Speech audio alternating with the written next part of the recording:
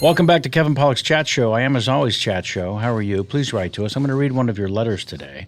Write to us at kpcsfanmail@gmail.com. kpcsfanmail@gmail.com. Sammy and Jamie not with us today. Both threatening to join me, and yet. It is my guest and I and Sam, the engineer to the stars. One of you has written, John Trahey. Dear Chat Show, my name is John Trahey. John, I just said that. I was listening to the Will Sasso episode, and your discussion about the fool who is Steven Seagal reminded me of the time I met him. Well, first of all, I'm not laying claim to any conversation with Will Sasso, even suggesting that Steven Seagal was a fool, but let's continue. You're getting a little more graphic. What an asshole, you go on to say, John Trahey. I was playing with a band I used to be in called Michael Hurt and His Haunted Hearts, shameless plug. We were playing at this catfish restaurant in Taylor, Mississippi. Well, now it seems like you're just bragging, John. You were playing a catfish restaurant in Taylor, Mississippi. It used to be a general store. Well, now I'm interested, actually. Hence the name Taylor Grocery. Okay. Your name's Trahey. You were playing in Taylor, Mississippi. I'm trying to catch myself back up. Taylor, Mississippi is not even a place. It's a bend in a road with a restaurant as a post office. Great. It's about 30 minutes from Oxford, home of the University of Mississippi. Thank you again for geographically zoning me and zooming me in. And it's about 90 minutes from Memphis. John, are we going to spend any more time talking about the location? Needless to say, this is not the kind of place you just happen upon. Now I understand. So, we're up on stage playing, and in walks Steven Seagal. He was wearing something similar to one of Peter Sellers' costumes in Murder by Death.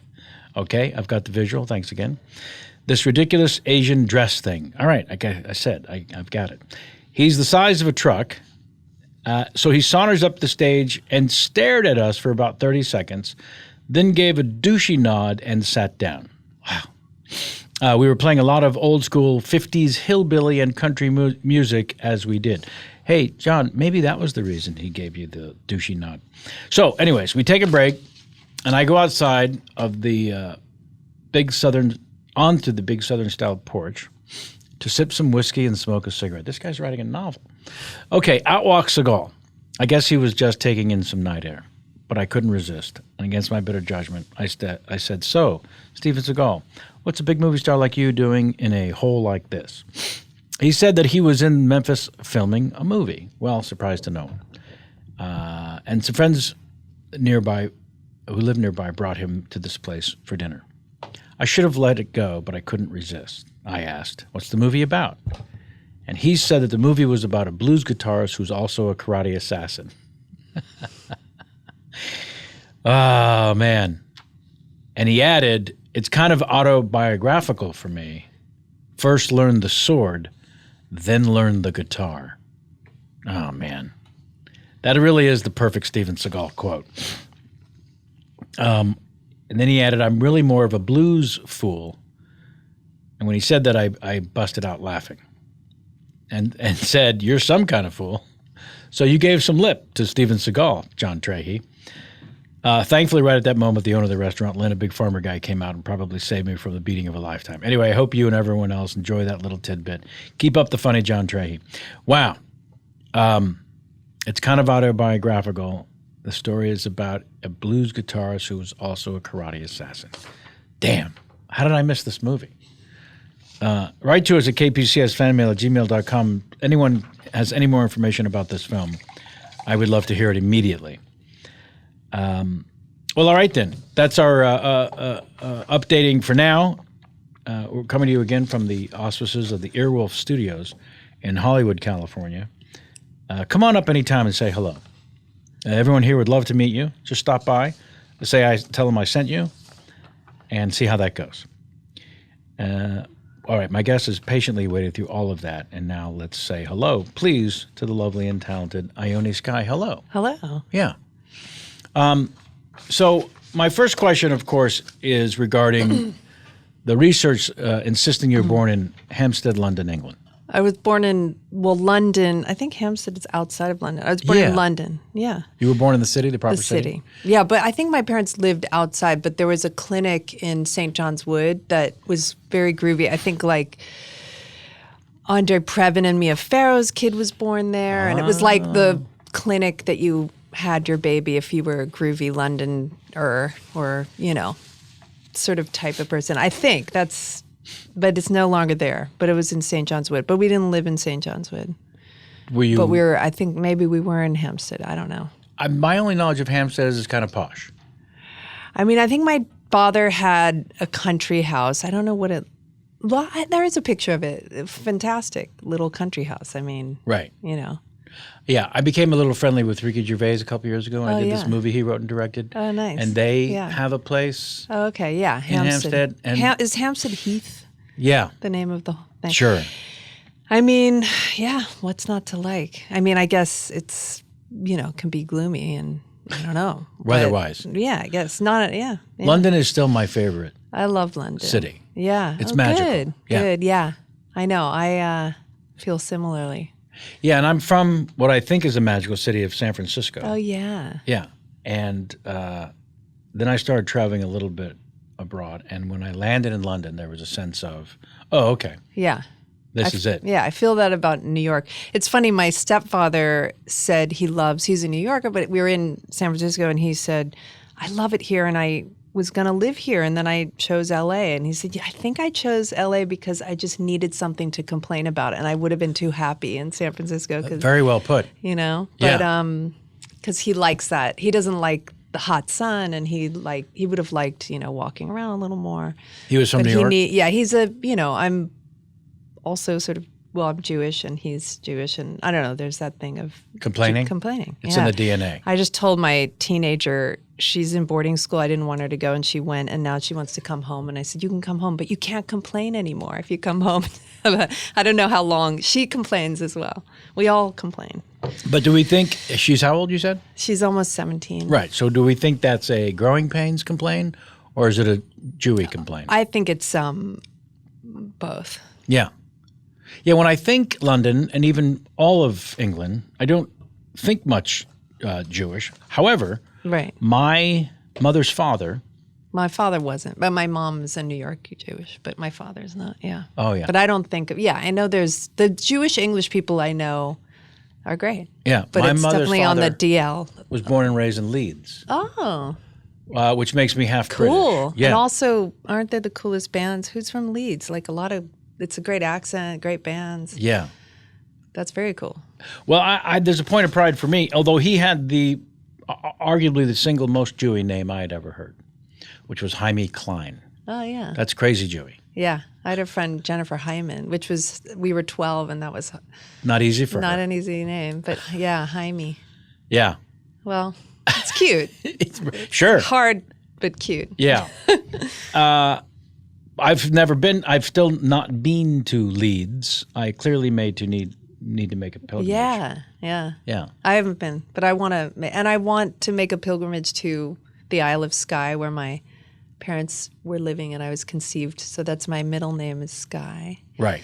And I've been to other parts of Scotland, but I heard that the Isle of Skye is pretty amazing. I've not been there. So we should go all over. How much of those early days do you remember?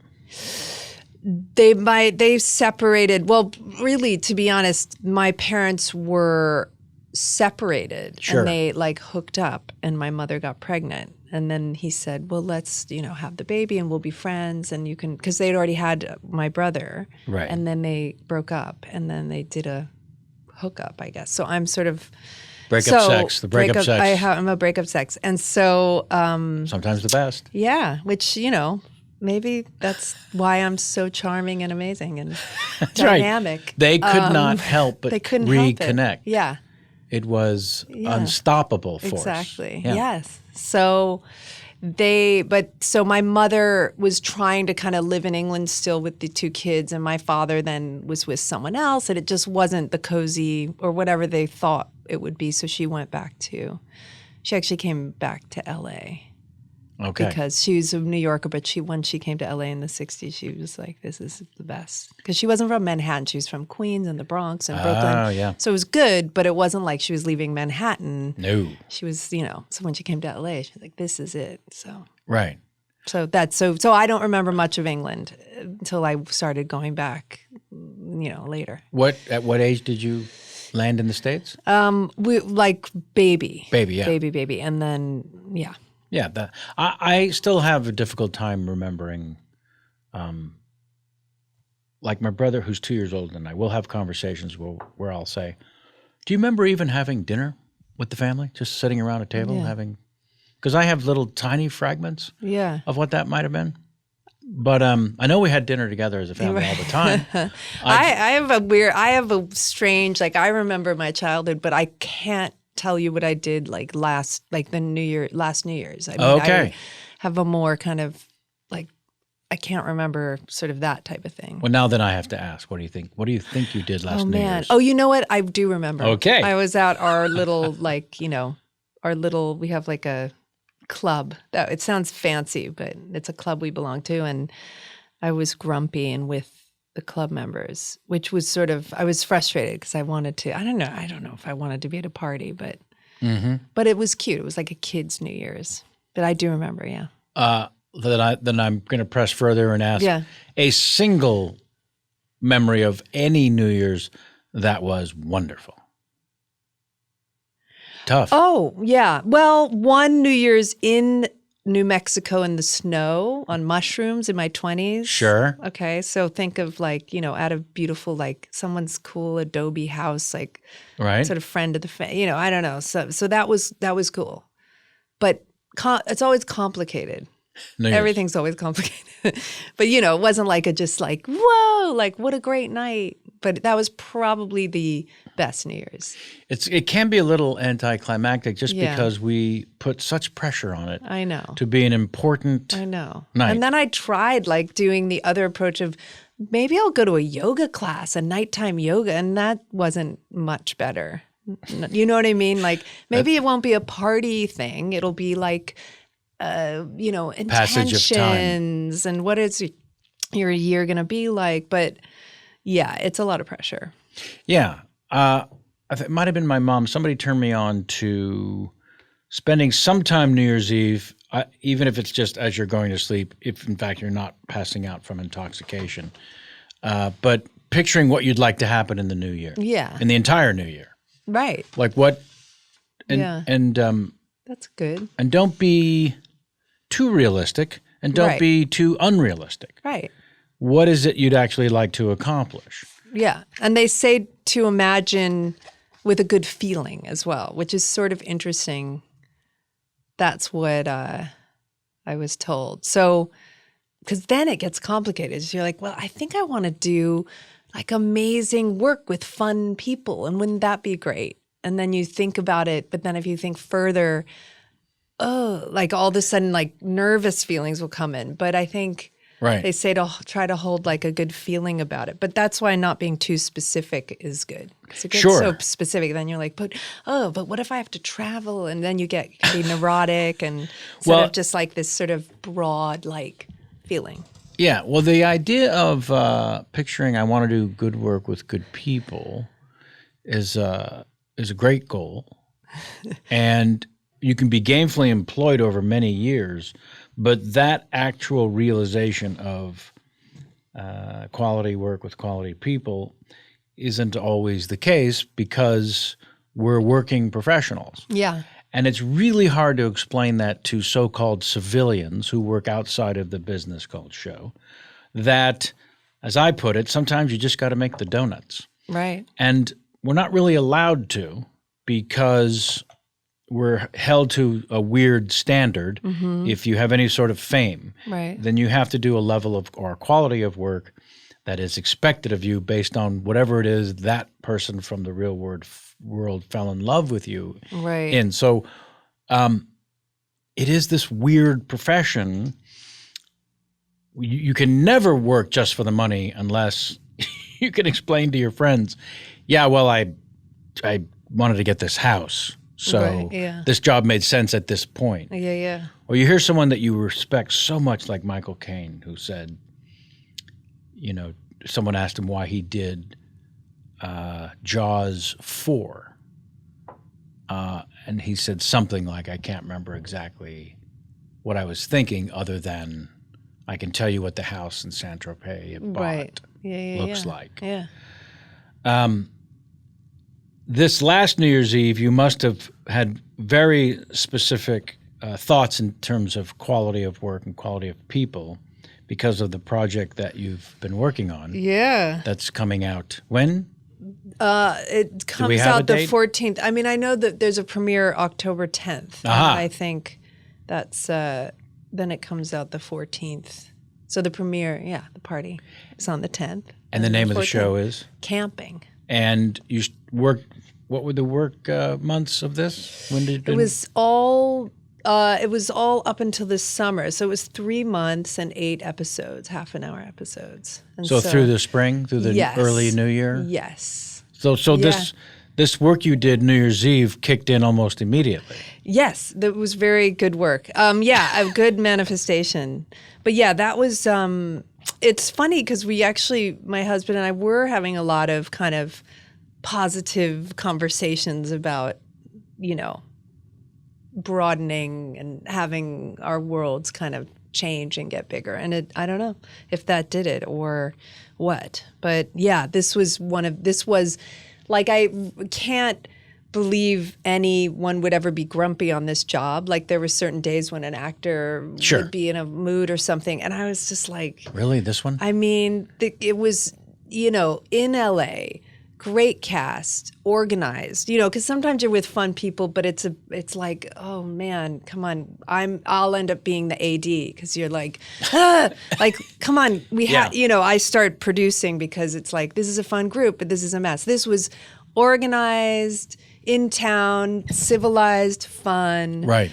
Great people, lots of laughs, great writers, giving you alternative jokes. And I mean, it was just like a dreamy job. So I was just really, really, really happy. But, and even I think Jen Gardner, who was in every single scene, it was a real ensemble. She, it was short and sweet, the job too. So it wasn't like a hard, long job. We 8 had like episodes? 2 night shoots maybe. Right.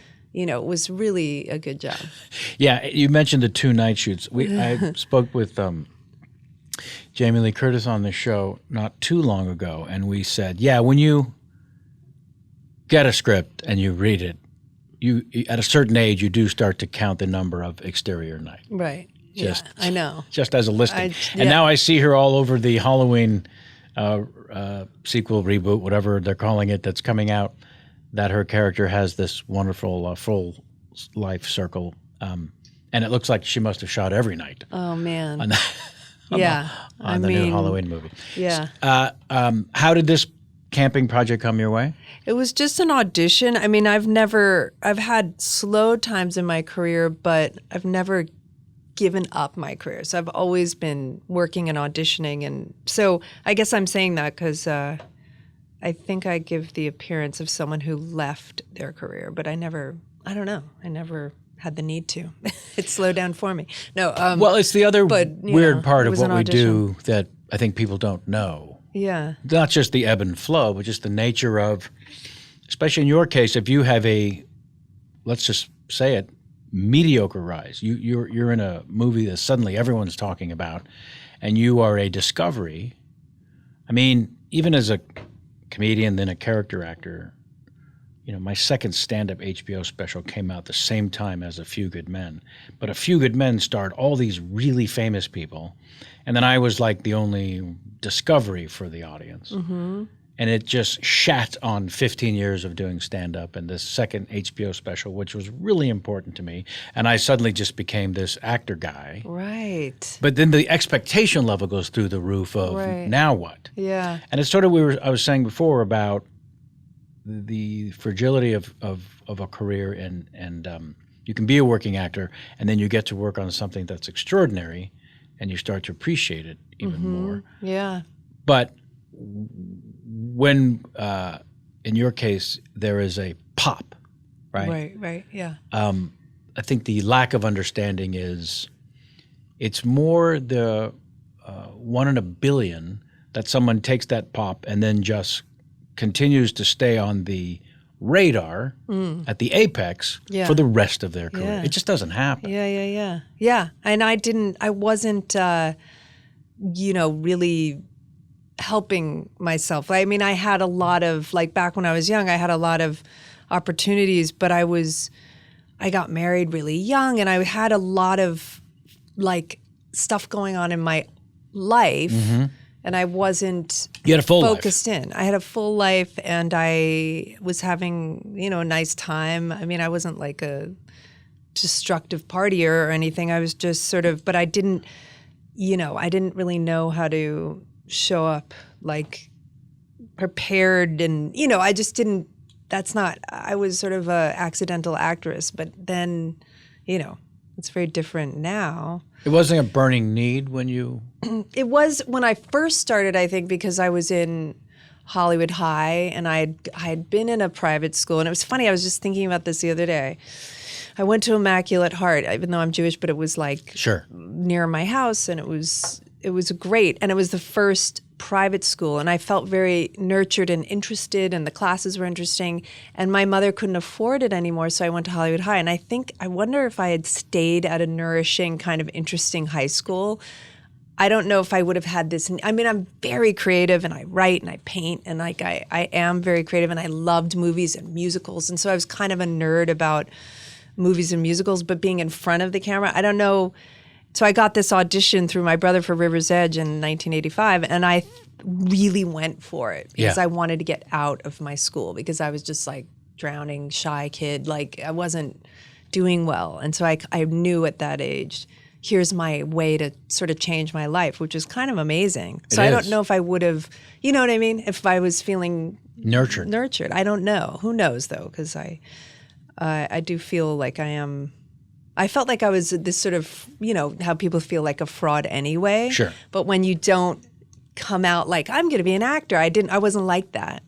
Right. And I used to be like, I was thinking of, there's all these billboards for camping around town now. And when I remember like being embarrassed, like my brother and mother taking a picture in front of certain billboards in movies I was in. And like, I just thought it wasn't cool or I didn't care. I thought it was gross. I mean, now, of course, I think people are more comfortable with selfies and self-promotion and having like an online presence and Instagram and stuff. But now I'm like so excited. I'm taking pictures of the billboards. And so I'm like a very different person. I mean, I was a teenager back then. But so when I got this audition, I worked and it was a bit of a character sort of part. Like I really studied like Julie Haggerty or who else did I study? Like different actresses who play kind of, because my character could be read like a hippie, but I knew I didn't read it that way. And so I wanted to watch other, actresses who play a kind of out there, really kind of like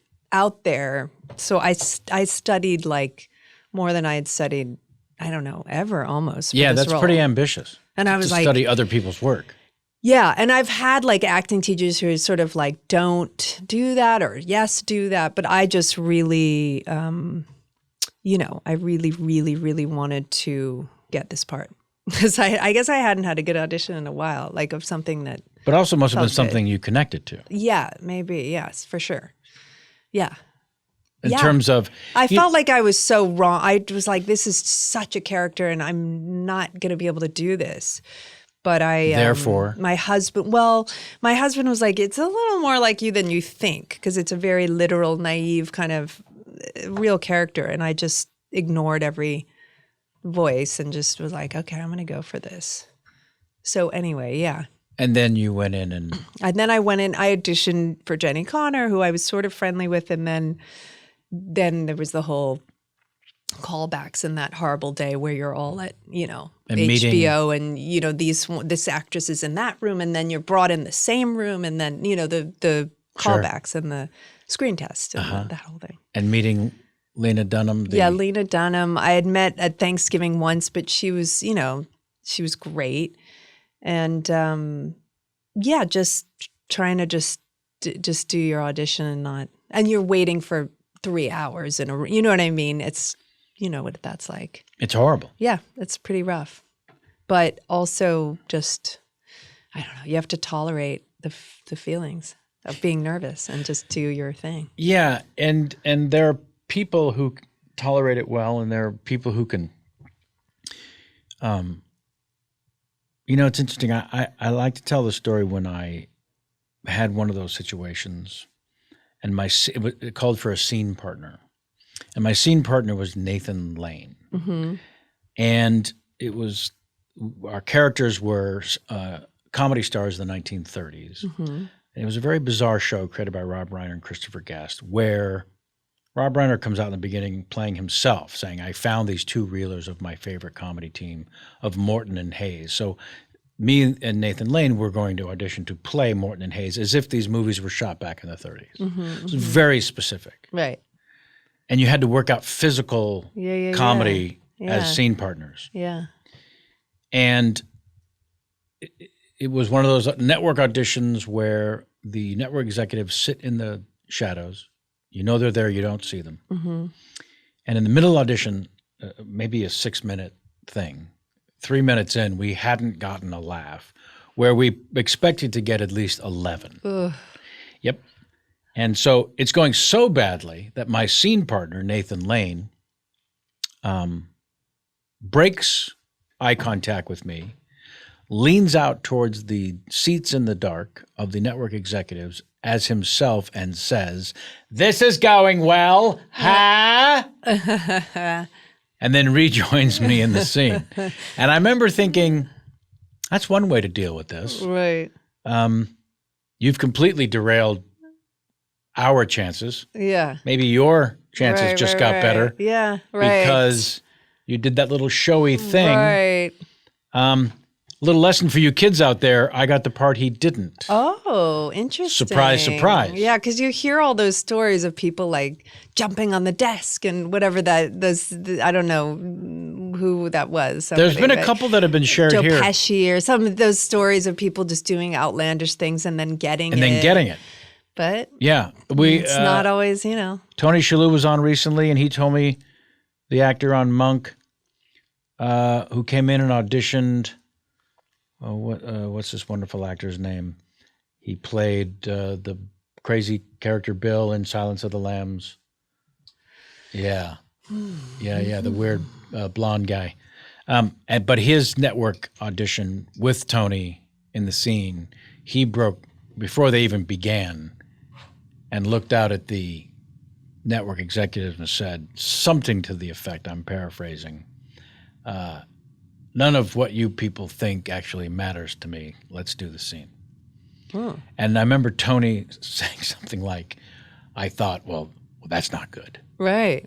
Yeah, my whole thing is at least I want you to know I'm easy to work with and I'm a joy to be around. Yes. Like if even if I'm not the best actor in the whole world, you know, I'm good to work with and I'm going to be professional. I'm not going to like be an annoying and a nightmare or whatever. And, you know.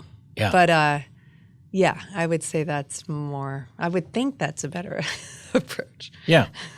I did get James L. Brooks to confirm that Danny DeVito at the audition that's the one. Taxi Maybe. That's the one. walked in, threw the script down on the table and said, this is shit, who wrote this, and walked out.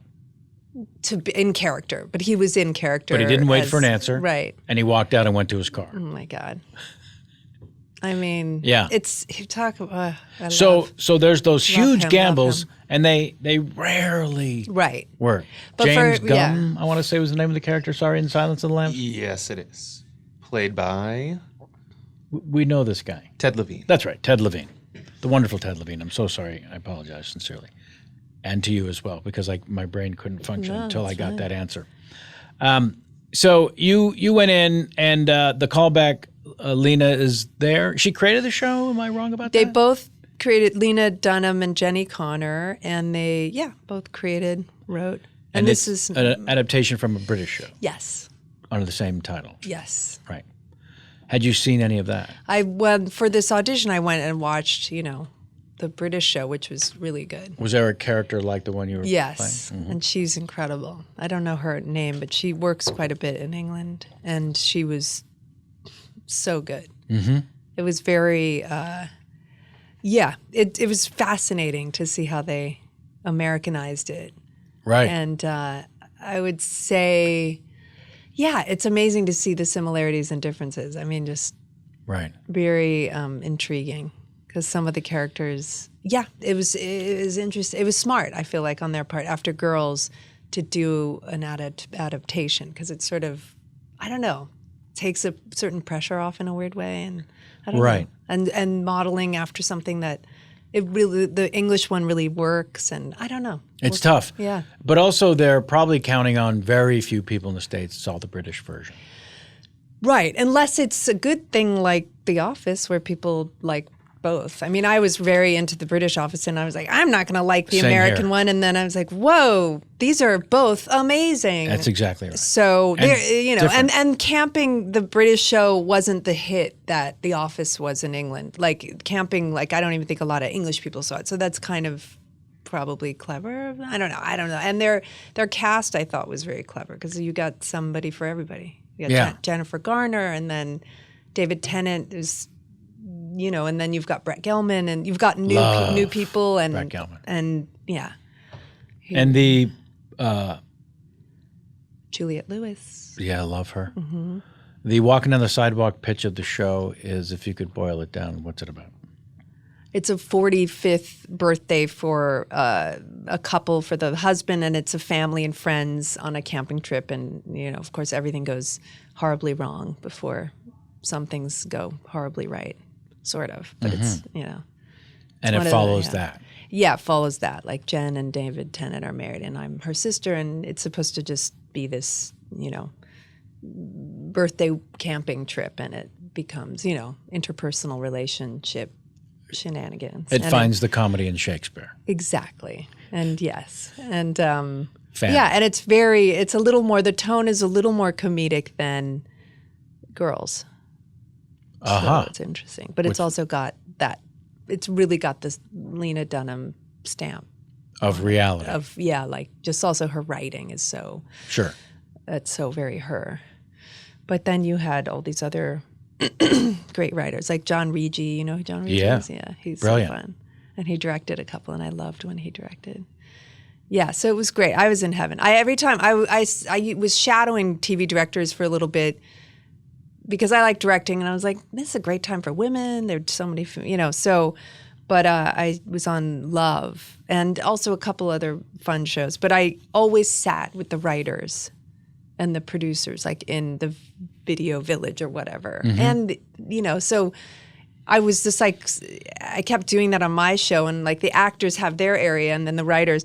But I also feel good with the writers. I love them. And also it makes you feel like, because they talk about you also. Sure. So I was kind of like, if you can't beat them, join them. So That's I would right. just sit with them, and they had to tone down their mean comments about how annoying we were being. Right. Actors are like children. I mean, really like children. And I don't know. It's weird. I I was try trying to to- break that, But at the same time, I don't want to give up too much of that because you get pampered a little bit. Yeah. The freedom to play pretend Yeah. as a profession Right. has to come from a place of comfort and children at play, Yes. right? Yes. There's the version where everyone is a method actor and there's nothing but don't look at me, don't talk to me. Right. Otherwise, I would think, hopefully, especially on a comedy, Yeah. I would want my actors to be at play while we're setting up the shot also. Yeah. Yeah.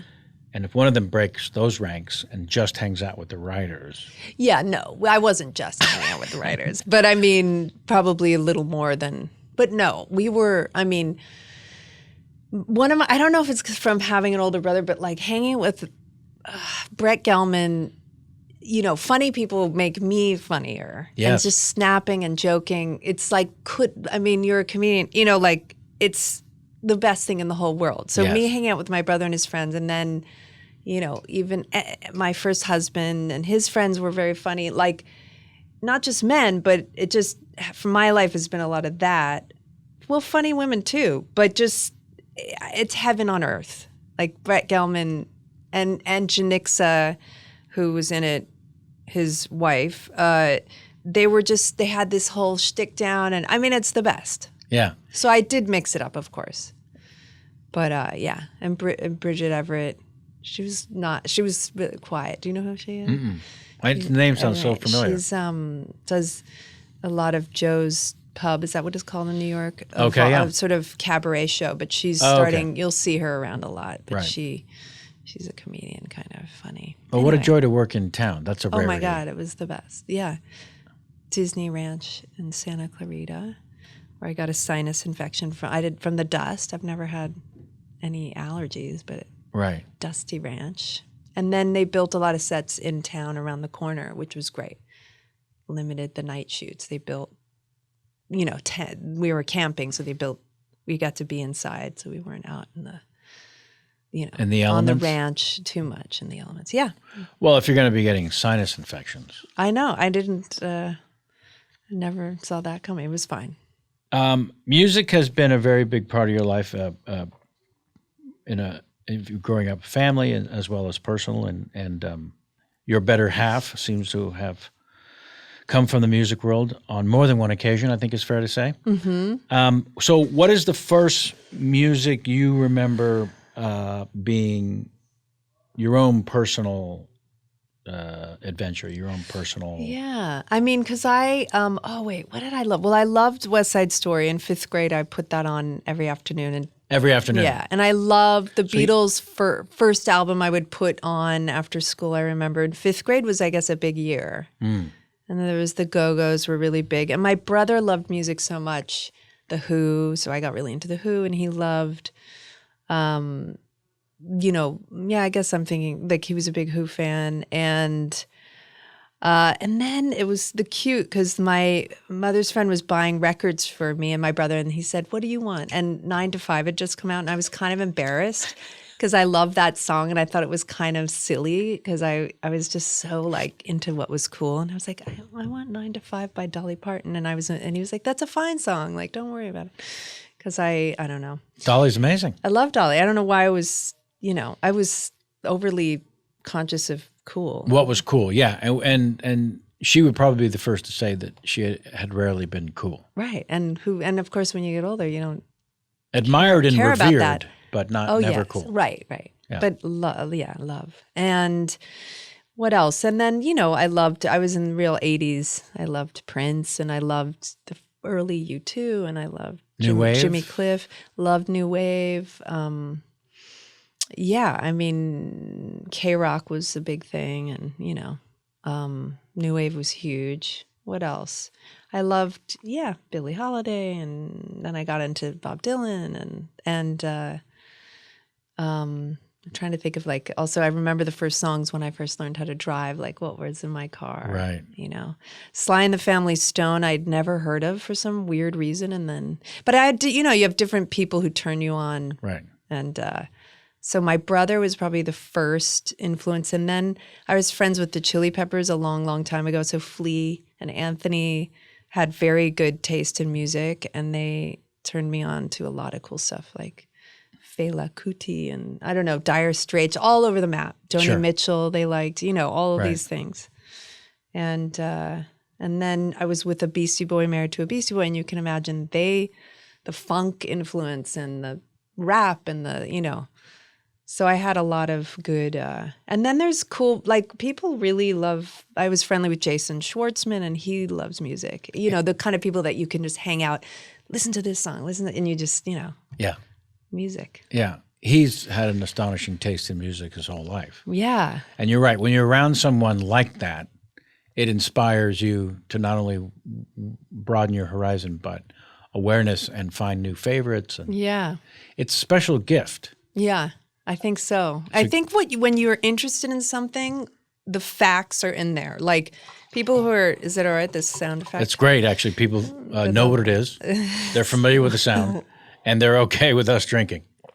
Yeah, like if you like cars, you'll remember all the names of the cars. If you like, do you know what I mean? Like Yes. subjects you don't like, it's Doesn't harder, stay in there. but if you love music, all of a sudden, like I don't know, I know a lot of standards, because I loved, I don't know, my grandparents, from that 40s era, and for some reason, Turning you on to Billie Holiday. yeah, Billie Holiday, and I don't know, all those kind of Bewitched, Bothered, Bewildered, all those songs in that time, and I don't know, yeah, Yeah, I can get lost in a Bobby Darin yeah, song yeah, and have never sat down to listen to a Bobby Darin album. right, I think if I did, I would be projected to another universe. yeah. Because it is his sound Oh, nice, yeah, and his bending of a note.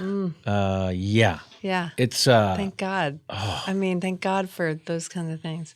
It's so funny. Even my friend is Amanda Anka, who's Paul Anka's daughter, and I once we went to see Paul Anka in Vegas, and I was like, I could be here all night That's at right. this show. I know Paul a little bit. And Oh, love you him do? Madly. Yeah. He's so great, and like I just was like, this is my heaven, just listening to him Right. singing. I could do this. Should be and concerts I like, but I get like squirrely after a little bit and get like it's late at night and there's so many people. But I could have sat in that booth in Vegas like let's make this a 4-hour show. Yeah. I was just so relaxed. And he is of a breed that is almost gone. Yeah, Yeah. I'm very Which I'm is nostalgic. which for is a that. magical breed. I know. And so, what is your musical taste these days? Does it still continue to be sort of a selection of many different decades and eras? Yeah. I mean, I have my husband now listens to new music. Right. You know, he likes to discover things, and my teenager. But if it weren't for them, I would still be putting on Paul Simon. Right. Only. Which is again an artist that you can get lost in pretty Yeah. So I'm glad for their easily. Input. yeah. I went into the indie rock vault myself a handful of years ago, and continue to be amazed and fall deeper in love with many sounds from the indie rock world. Like the first couple of albums, Kings of Leon became incredibly popular, but their first Right. couple of Oh, albums yeah. when they weren't incredibly Yeah, popular love them. are Yeah. astonishing. I know. Yeah. His voice is so low. I'm always like, how old is he? Yeah. I know. I love them too. Yeah. Yeah. What so you can't tell, I don't want you to tell us too much about the show, but other than it drops soon, a couple weeks or less. Yeah. And it was a joy to work on. Joy to work on. Great. It was a stretch. It was good timing to do a kind of character for the first time, really, I think. I used to play like the bitchy girl or like, you know, I just played like not a CEO, but a more like Anna Wintour type in that direction, which was sort of a stretch for me. But this was the biggest stretch, but I was really ready to play, as you say. Like just really ready to just do it more than ever. So the timing was really good. And it ended up surprising you during the journey of doing the episodes. Yeah, it surprised me how relaxed I was too. Like I was just not stressing. That's what happens with great writing, I find. Yeah, maybe. You start to go, oh, I'm going to be fine. Yeah. I'm going to be fine. Yeah, Everyone yeah. is, like you said, there's no Right. chaos on this one. Yeah. I'm working again now with Pamela Adlon on her show, Better Things. Oh yeah. And it's a very similar I know thing. her a little bit. That Yeah. it shoots in town. That's It's brilliant right. writing. Yeah. The crew's She's so cool. exceptional. Right. The actors are beautiful and wonderful. Yeah. She's so good. What are you watching? That's the big challenge now. There's too much content. I know. Not only that, there's too many great shows. I know. Not just good. I know. Well, I watched Succession because Let's talk about that. I couldn't get was- enough. Yeah, love that. Jeremy Strong, Yep. the son who Yes. we think is Fredo, and I know. Oh my God, that's such a good reference. He is so Fredo. yeah, can't get a break. I know. Brilliant, compelling. And, but every character I know. in that show I know. ends up having enough of an arc Yeah. to be compelling and take your breath away. Yeah. I know. I loved it. The brother-in-law, Loved it. and half the cast is British. Right. I know. Is she Australian, the sister? Yeah, I think she is. Oh, he's so. Her husband is British, or the actor that plays her Oh, husband. he is? Oh, Yeah. my God. What a journey with him. Because at first you're like, yuck. And then you're like, oh, actually, he's okay. Absolutely. Woo. Yeah, and I'd seen him in a British show that was a period piece Really? about a He's so cop chasing Jack the Ripper called Ripper. Oh, my God. Remember the Jack the Ripper thing with Andy McDowell? And Yes. oof, that made me sickly afraid as a child. I don't know must why. have. I'm probably older than you. I don't No, know. no, Oh, okay. not possible. Nice try. Okay. Yes. So what am I watching? What else? Oh man. Can I steer Yes. you towards one? Yes. Okay. Please. So, not just the one that I'm involved in called The Marvelous Mrs. Maisel. Oh my God. Amazing. Okay. So I started. I think I watched 2 or 3 and just it's like I have to absorb. I feel like Yeah. that says so It's a much. big show. Huge. And Yeah. it says so much. Yeah. Also, I mean, not only is it the art direction, I mean, everything is so top drawer. yeah, the wardrobe. The is wardrobe, music. all the acting, all the everything. writing. The writing, everything is so top drawer, but just I couldn't get past just that Jewish type of family, which mine weren't as wealthy, or if they had had a little more money, it would have been like that. But I don't know. For a woman, it was it's weird because you don't think it's going to really hit you that much. Right. As much as it did. Yes. There's show. another show on Amazon Prime. Yeah. I just had one of its stars in here, Kurtwood Smith. The show's called Patriot.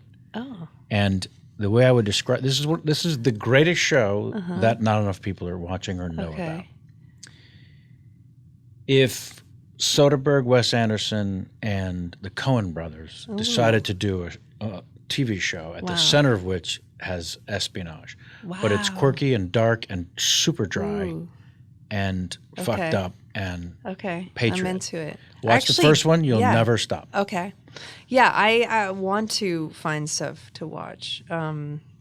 Actually, yeah. Believe it or not, I mean, I can't remember before Succession what we were watching. Well, yeah, and then there's so many documentaries and things like that. But yeah, okay, It is I'll a great watch it. time for documentaries. Yeah. That's the other thing. I just saw the poster for Making of a Murderer season 2. Oh, okay. Season 2? Right. How was that? Crazy. How was there a season 2? I guess there's a follow-up. I don't get it. I I think don't know. pretty sure he's still in jail. Right. Huh. Excited about that. Very. Yeah. So you know Amanda, so you must know her husband. Yes. Ozark. Yes, I know. I just started watching season 2. Yeah. And yeah. I did a funny, weird thing. So at the Emmys, Maisel won 5 out of 6, and it was such a sweep that you could sense in the audience when we all went up to get Best Comedy that the audience was like, these fucking people again. Oh no. Yeah, you could kind of sense it a little bit. We'd overstayed our welcome. Right. But as we're It's not making... your fault. No. You're like, sorry. Remember when you liked us the first couple of awards of the night when we won? But as we're all... the best show thing, everyone who's ever worked on the show, craft service guy was there. If you're in the audience, you get to go up on stage. Right. So I'm making my way around, and one of the 2 showrunners, Dan Palladino, had already started the acceptance speech. We're all still getting to the stage. But I see Jason Bateman, who I met once before, maybe twice, lovely, wonderful, sitting in the second row on the aisle. And as I'm approaching the stairs at center stage, I look over and see him for some reason, and I break rank and file. Oh my God. And just cross right up to him and shake his hand and my say, God. I've always been a big fan. Just to make him laugh, by the way. Right. That was That's the best. Of all the weird, Right. wonderful, surreal moments that I had to create, Right. just because I admire him so much and Yeah. wanted him to laugh. And Yeah, that yeah. is so weird. So Yeah. weird. But it might have also been my favorite memory of the otherwise good. historically See? magical night. Yeah. There you go. Crazy. Ridiculous. Yeah. So Ozark, also recommend in a big way. Yeah. I loved Ozark. What was the last documentary that took your surprised you and amazed you? I don't know. I'm thinking, well, I saw Wild Wild Country, but what did I see recently? I can't remember it. It would take too long and there'd be dead air. for me Wild to Wild think. Country is also another one of those. What is Yeah. happening? I remember a little bit of this happening when it Yeah. happened. Like the Bognor Reach or whatever, Yeah, having 38, yeah. 72 Yeah. Rolls And Royces. it's funny, my stepfather was in India when a long time ago traveling, and he'd heard that their Later. their like ashram had really good tuna sandwiches or something. And when you're in India and like I have never had as good Indian food in India as I had in London or here. So you're looking after a while for good food. So he went only for like a tuna fish sandwich. And he was like, I was on that ashram in India. I'm like, wow. Did you have crazy sex with people? He's like, no, I was just like A great looking for tuna good. fish. I heard they had good food there, and I just went for the free lunch. That's the greatest thing know. ever. That's what got him there. Yeah. Yeah. And then Beck Bennett on SNL did a pretty great Oh yeah. send up. Oh, Yeah. oh man, so good. Mm-hmm. What else is? Just started season 2 of The Deuce, Oh right. which is already. I'm gonna just say it, come what may. Yeah. 2 episodes in, Yeah. crazy better than season 1. Oh good. Yeah. Oh, I like hearing that. Yeah. You said you do some writing and some painting, so let's talk about the writing. Yes. Well, it was one of the when you're a kid and you're reading and then you start writing, like you're basically, I think I read like it was maybe The Lion, the Witch, and the Wardrobe, but it was one of those books. And then you just sort of writing your own version of it. That's right. So, you're like, basically trying to write the same thing. But when I write scripts or, try to write scripts or adapt or I'm optioning or whatever, I'm not nowhere near being able to, I'll complete them, but it's such hell. Like the ups and downs, of like, who cares? Like all the negative voices. Whereas with painting and acting, I think it's because I don't know why. Anyway. Feels less like homework? It's more just my resistance comes up in writing for some reason way more, where I just start thinking, instead of letting the writing overtake me and I just get into it, I really will fall so Too much far second and just guessing? think, like who cares? So Like really let's say- negative voices. Let's say that it's morning or whatever time of the day, of the new day, that you return to the writing of something you've been working on. Yeah. Do you start that writing session by rereading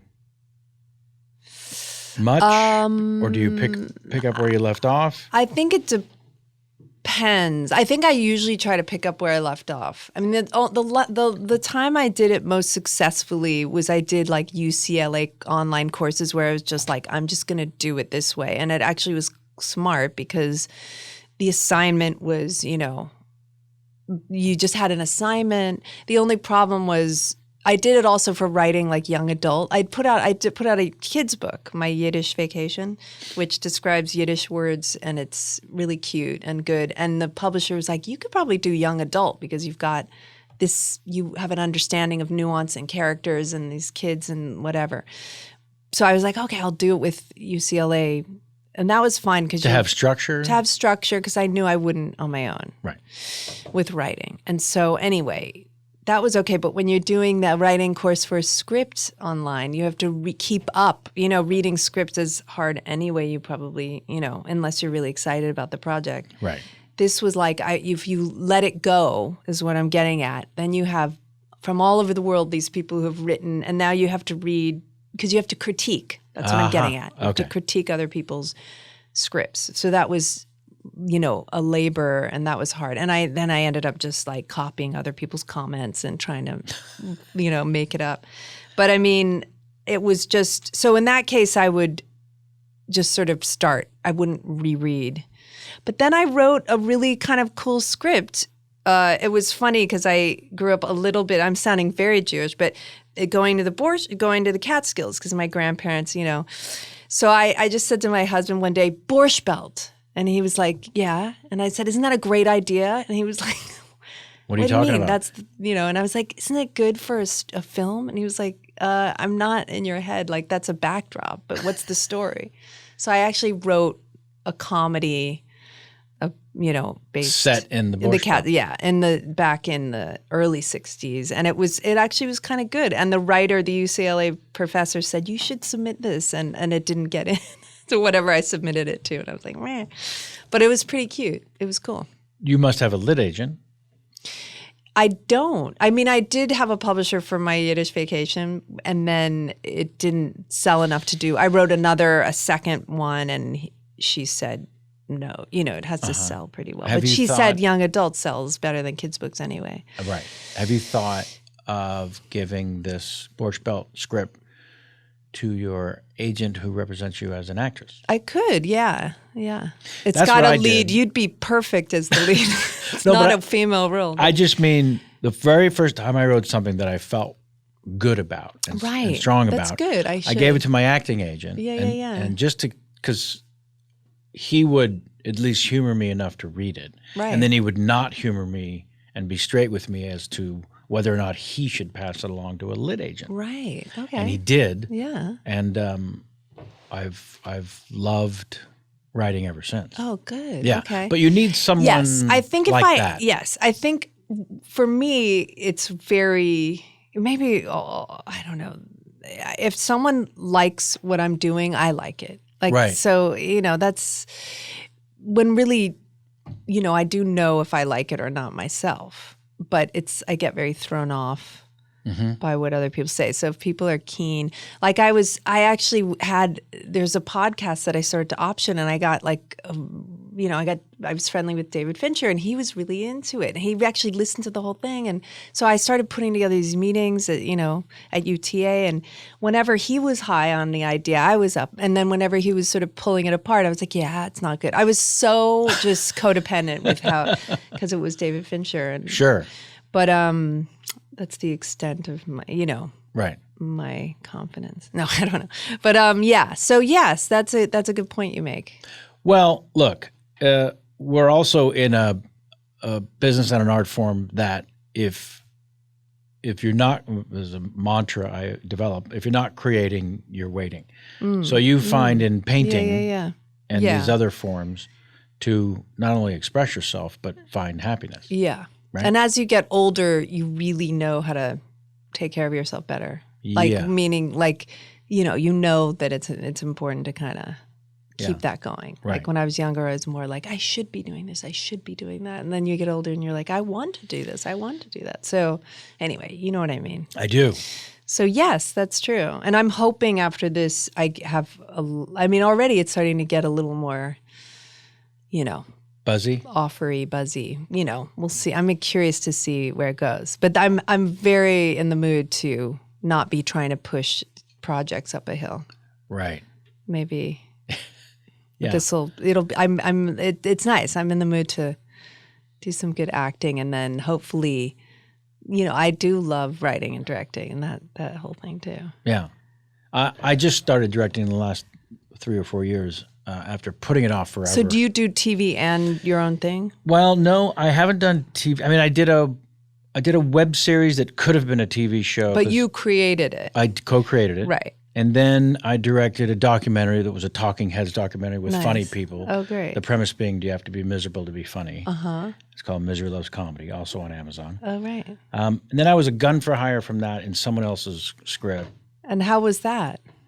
Gun for hire. Not- That's the thing. Like when I was sort of shadowing directors, I was like, I don't know. I mean, of course, if I had no money and if that was my only option, I'd be like thrilled. Of course, I'll direct anything. Mm-hmm. But when it's your own thing, it just feels for me like I totally can do this. But Yeah, and have to do it. right, I have think to do it. Any aspect of this Yeah. is there's no other choice. This has to be done. Yes. And the gun for hire thing, for me, made sense because I wanted to learn on somebody else's dime and on somebody else's project and on Right. somebody Oh, else's that's good. I've done it with effort. music videos, and that's fun because I'm like, oh, I don't have to raise the money, and I can do a little And learn. music video and learn. So And get better. that for sure, that I can wrap my head around. Yeah. I think also the pressure, I still can't. Even though all these people were like, you can direct TV, you can, but I feel I have a block. Like I think oh, what, all of a sudden, like, wait, how many shots should I, like, all of a sudden I have this mental block where I think I can't. But anyway.